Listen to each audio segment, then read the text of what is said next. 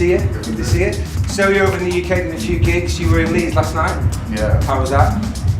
It was hot. It was packed, and it was. You had a good. I can tell by your face. You got a smile. Yeah, deep house all night. It was really nice. You have to go really deep with it. No, I mean it was just refreshing to go back to a place like Leeds where Chicago house was really strong for a long time, and then it flipped over to the whole electro stuff, and now I'm coming back. Yeah. Have you noticed that in the scene? I've noticed that. Big time. I mean, people just get tired of the same sound, right? So from electro gone to minimal house, from minimal house goes to deep house now, and then just regular house. Goes full circle. Yeah. It always does. Yeah. And what about yourself? Did that affect your style at all, or did you just carry on? No, I mean, you know, since I'm one of these guys who I've had a lot of input into this last 20 years in electronic, I kind of just stuck to my guns. Right. I said to myself, I'm going to keep doing what I'm doing. Yeah. And even though there was a decrease of like interest for a minute. I mean, do you take inspirations from them? Do you get inspired? I do. I mean, I listen to everything. That's and it comes into your set a little bit, or did you just, you know? No. I mean, I work with whatever is around me. And, yeah, of course. Keeping my boundaries in house, you know what I'm saying? I mean, I won't cross the line. And because I've done that last 7 years when electro was more dominant. Yeah. And like putting things like back in the box and stuff like that. That kind of reinforced my sound again to people, you know. And then this new generation that have no clue, or maybe their brothers and sisters went out and listened to me. They're telling them now, you gotta listen to this guy. Yeah, excellent. So let's talk about the back in the box thing. I read about that. I really like the concept of that. Can you explain to the viewers how that whole thing came around and what it's about? Well, NRK was doing the compilation of Eddie, and it's all about picking classics, house. Well, yeah, it was mostly house classics, back in the box, records that you know meant something to you, to yourself as a DJ, and that you want to share. So they asked me to do one, and I was like, cool. And they hit me back, and it was like, it's actually a double CD. We want you to mix both of them. I got a big box to go back in. Big collection. So I picked around 40 tracks to put it together. Right. Literally like one day, one the other day. Back to back. Right. And I really enjoyed it. It was good. Yeah, no, I mean, it's just classic house music. Again, reintroduce myself to a whole crowd, and then please the crowd that I used to produce before. Did you find yourself digging something like, well, the whole thing was that since everybody was playing electro, I was playing 90s music, house music, you know, and they were like, oh man, I remember this record, I remember this, so kind of reinforced what I was pushing anyway.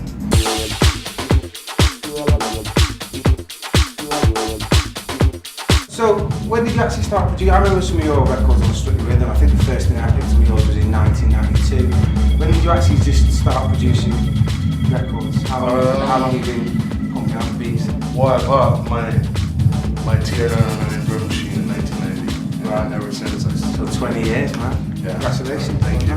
That's a legacy right there. Yeah, I was explaining to somebody today how I used to work with my 909 as my sequencer with an Akai sampler, and a 16 Mackie channel board, and no computer, no compression, no tracks.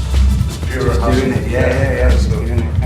Excellent. So, what do you used to produce nowadays? How have you evolved from the good old days of like pushing? I mean, I've learned to combine analog and the computers and all that stuff with what's going on now.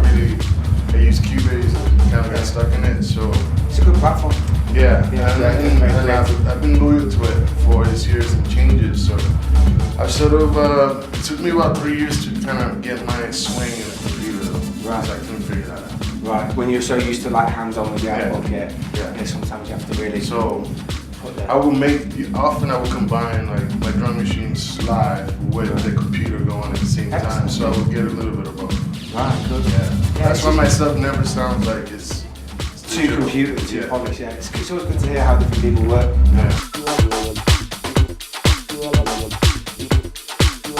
You're around for 20 years. You keep it at the top of your game. You're consistently pushing quality stuff. You know, in the end, you're right. You know, people get an ear for it, recognise it. So. Yeah, I mean, you know, I've come from a different school, and I've taken it very serious. And through all this time of being a DJ, being a producer, doing all this stuff, I've never forgotten the love. Yeah. The love has always been with me. It should be the most important thing. Exactly. Right? Everything else is come and gone. Hair's gone. Older.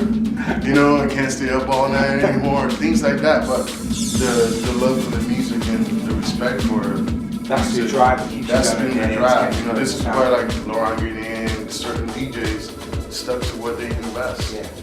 Because eventually everybody comes back around to you, you know, and then you feel like, okay, your experience is cool, now you're coming back to some music again. And that's great. Fantastic. So talking about old school, tell us a little bit about how you got into what you do, you know, what really turned you on to dance music and producing in you know, when you kind of first went into it?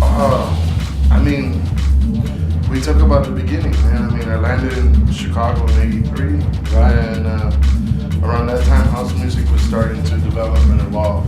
Yeah. So, Farley Mistress De Funk, Marshall Jefferson, Adonis, DJ International, Trax Records, all that was happening was just at around the same time that I was there, man. And I was lucky to go to a shop and be like, yeah, I'm getting white labels for $2.99 from all these people that I don't know about, but the music was all similar. Everybody was trying to make house music, so I would just pick up whatever I found. And it's the right timing, man. Right place, right time. Right. So could you put your finger on any one track or any two, you know, that you heard, or any producer at the time that just made you stop in your tracks and go?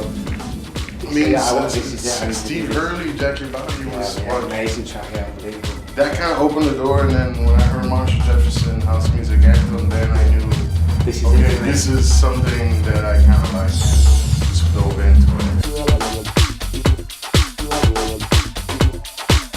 Can you tell us any highlights of last year from when you were DJing? Any really good gigs? Any? Everything's happening around Eastern Europe right now. Yeah. Romania's really big. Germany, Italy come back around really strong with the vinyl, really strong with house music again. Yeah. Holland was really good last year. Belgium's coming back around. It's like all these. So you finding yourself in gigs that you haven't played for a little while? Yeah. I think like, you know, 7 years ago by and I show up again. Yeah. People are like, if you're DJ Sneak, man, you know what I mean? People you're like one of those names that, you know, whenever you see it, you always go, yeah, man, Sneak. It's one of those names that... And I was telling somebody, like, my first gig here in England was Sankey's. Right. And this is... How long ago was that? 1995, maybe. Right, yeah. You know? It was Sankey's. Yeah, how was that? I mean, you know... Was that for Booked Out? Can you remember? It was for Booked Out. Yeah. There used to be a lot of people over there. There was a lot of the first gigs. Actually, no, it was for a smaller crew, but then Booked Out noticed it, and they kept bringing you back. Right, yeah. Fantastic. And how do you DJ? You mentioned then about vinyl. Are you stuck to your guns? You still playing vinyl, or do you? No, I recorded it on CD. Actually play on CDs. Yeah. Right, cool. I draw the line at CDs. You're not going to go to the laptop. No, I can't do it. Yeah, I can't do it. Even though there's good programs and everything is kind of updated. Yeah. It's cool. I just don't see myself using it. You know. Plus, there's good CD decks right now. Yeah, totally. I still want to feel like I'm doing something. I want to touch something. When you see my CDs, they look in color. Like I do graffiti, so I graffiti my CDs. It's kind of like entertaining, you know. Yeah. For myself and for people to see. You know, so. Fantastic. I mean, the vinyl, I love it. I play it at home. I record it. I do my own edits. Right. Yeah. That's what I'm doing lately. Like the last 5 years, I've gone through a lot of records. So you just go through records, making. Go to records, pick the best stuff, sort it out, make nice CDs. And this is when, you know, when somebody is probably expecting me to play a 90s set, I have plenty. Right. I can go 80s, 90s, 2000, probably into the future. Yeah, why stick to one thing? Yeah, you know, so depending on the crowd and what kind of setting it is, that's how I kind of go into my book. So what can people expect from you tonight then? You got any particular kind of thing, how you feeling today? Just good old jacking house, man. Just jacking house music. That's all I know, that's all I've been doing.